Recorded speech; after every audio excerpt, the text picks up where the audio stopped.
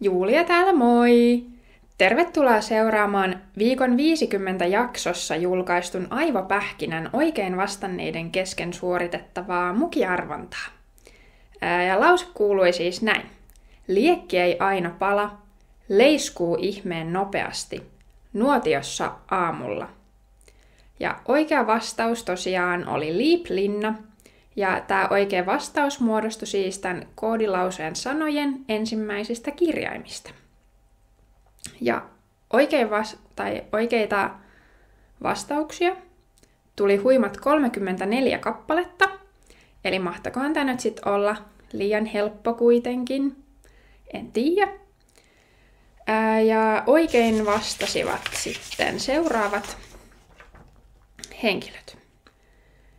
Eveliina, Alekok, Sam Matti, Tampere Boy, Sami 96, Jani, Netshopper, Riku M, Eero Rantanen, Isokynä, Jorgas, Grodst, Mikko Kalevi, Janttu, Janita, Julia Männistö, Susiliini, Linda P, Hannu, Winter W, Markku S, Andrei, Pekka Palmu, Simo, Siriuksen lapsi, Suski, Doglover 99, Linda K, Papillon, Oiva Otsaloiva, Leppäkerttu 62, Markku P, Mika K ja Antti Jaani.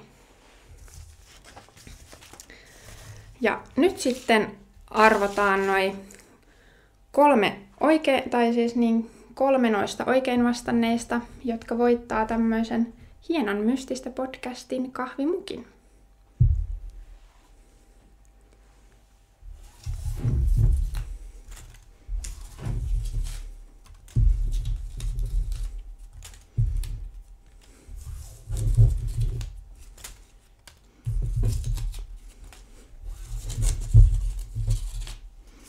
Tuliko ne kaikki sieltä? Tuli.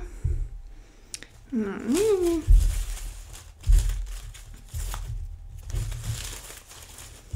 Sekoitetaan kunnolla.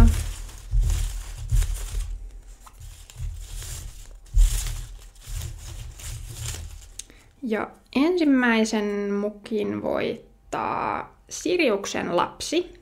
Onneksi olkoon.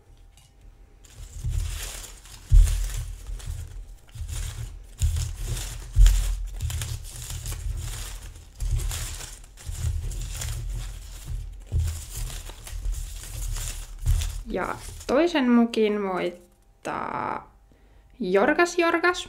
Onneksi olkoon.